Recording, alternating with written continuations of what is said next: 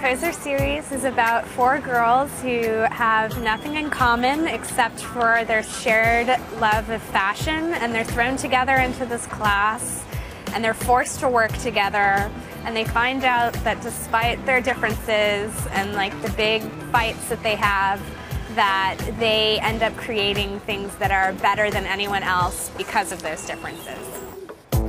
It's about fashion, it's about friendship, it's about boys, it's about everything under the sun in high school. I went to kind of a hoity-toity private school in LA, and I was the neighborhood kid, and I didn't really know anything about fashion. I was 12, and suddenly it was like I was immersed in this sort of like fashion show universe where everybody shopped at Neiman Marcus and Fred Segal and Barney's. They just belong to sort of like a Beverly Hills rich kid sort of world, and I didn't feel like I was part of that and wanted to desperately. What goes into Poseur is sort of like this feeling of being outside, wanting to belong to that world.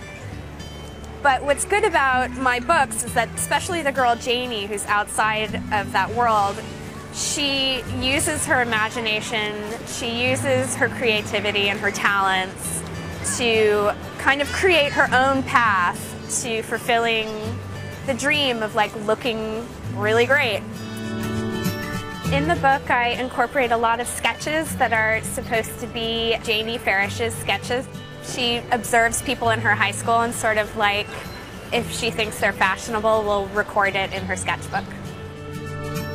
Everybody assumes that I'm Janie because she grew up in the Valley and I grew up in the Valley. But I think there's a little bit of me in all of the characters. Charlotte is sort of when I was in graduate school and I thought I was like really cool and like I would wear high heels. It's when I moved to New York and I felt like I had to dress like a character in Sex and the City every day.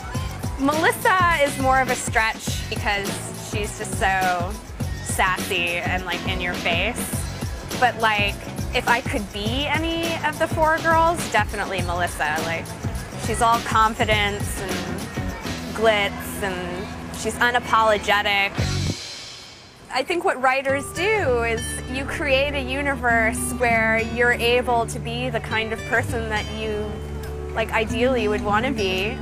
In my books, I talk about these girls who are much more together fashion-wise, much cooler, much more imaginative. It's like I'm living out my dream through them.